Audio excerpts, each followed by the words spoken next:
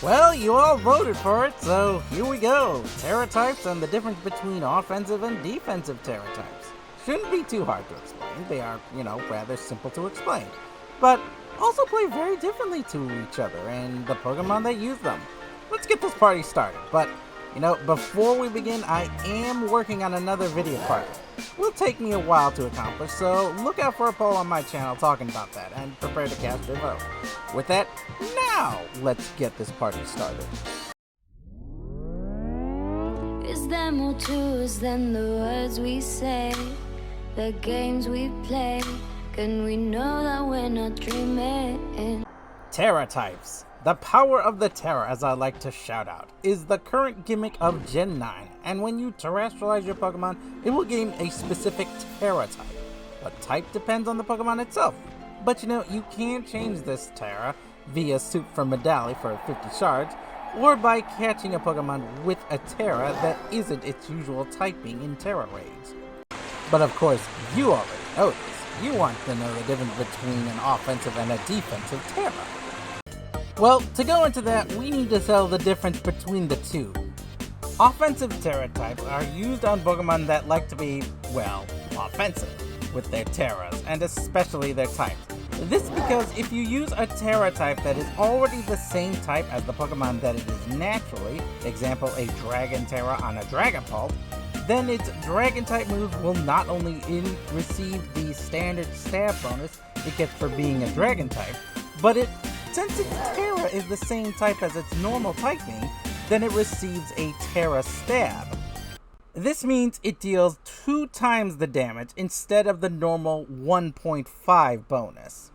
As an example, I will be using Mew to demonstrate, with a competitive Dragapult, using Dragon Darts against a non-defensive Mew while it's holding a choice band.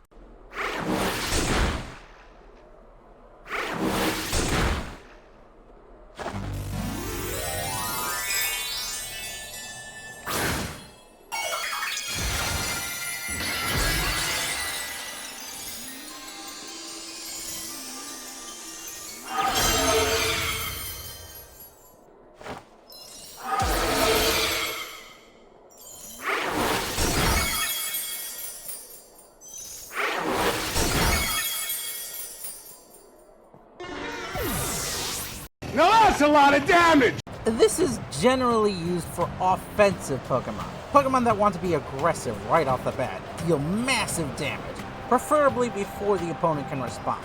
Ideally, it would like to trade out with the Pokemon before getting KO'd itself, and especially if it trades with 2, then it's already done its job and then some. So this is basically your Water Surging Strikes or Shifu as an example of an offensive Terra type user. But it doesn't always have to be the Terra Stab. Since the Terra turns any move into a stab move, it can be used in an offensive manner regardless of the Pokemon. It can give a stab boost to any Pokemon's move and boost its offensive pressure. Example, Terra Normal Explosion pays off with Normal Gem.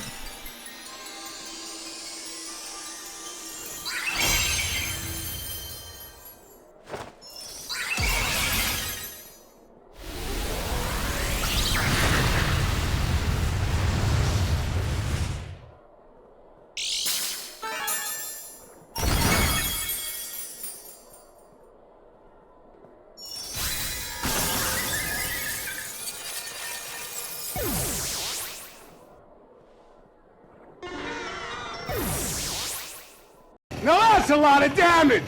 Now, that's how the offensive Terra types work, but now we're going to talk about defensive Terra types. The Pokemon that Terra do so defensively, removing common threats to themselves via the Terra mechanic, and allowing them to withstand otherwise devastating attacks, or to remove potential issues a Pokemon might suffer based on what's opposing it, such as a Terra Grass Heatran. It removes its weakness to water, ground, and fighting by terrestrializing into the grass type.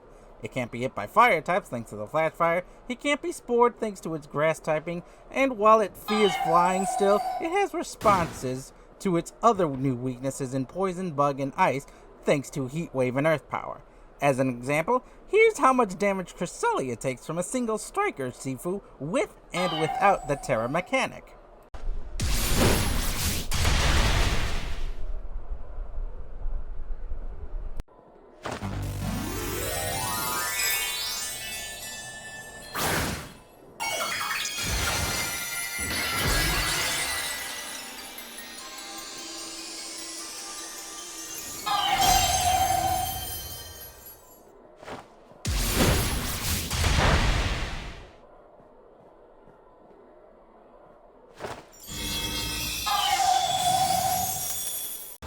It's a massive difference how a single type change is the outcome of an engagement for a Pokemon.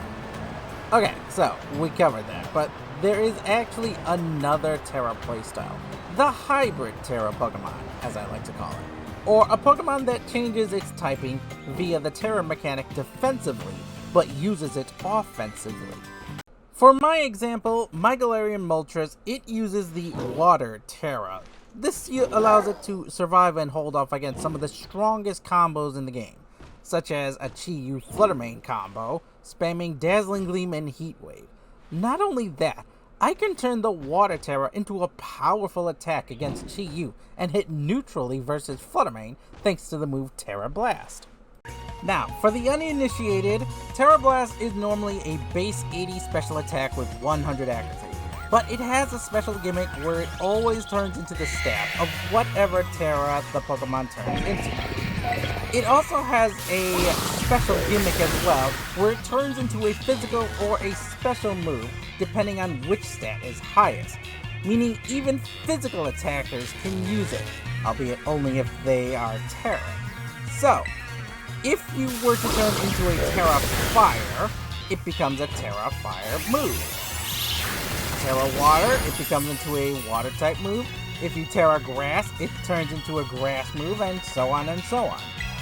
This means every Pokemon and any Pokemon can use Tera Blast. And this means any Pokemon and every Pokemon has access to a stab move available to them, no matter what Tera they turn it to. You know, it's also a very good special attacking move on its own, so there's no reason not to consider using it. Although, you should be careful about the Tera type turns that I'm demonstrating here with my Glacier.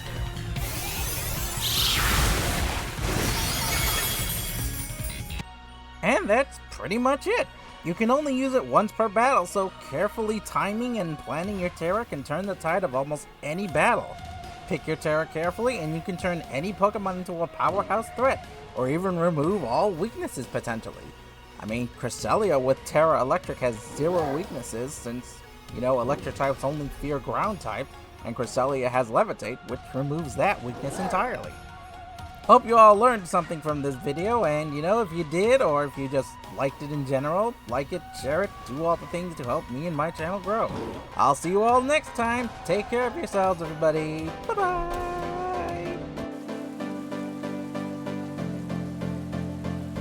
When you've reached the point where you can't go on, just come to me, you'll be safe from harm. If you trust in me, then I'll trust in you. There's nothing more that I need to do. If you put your hands in front of mine, we'll be shining through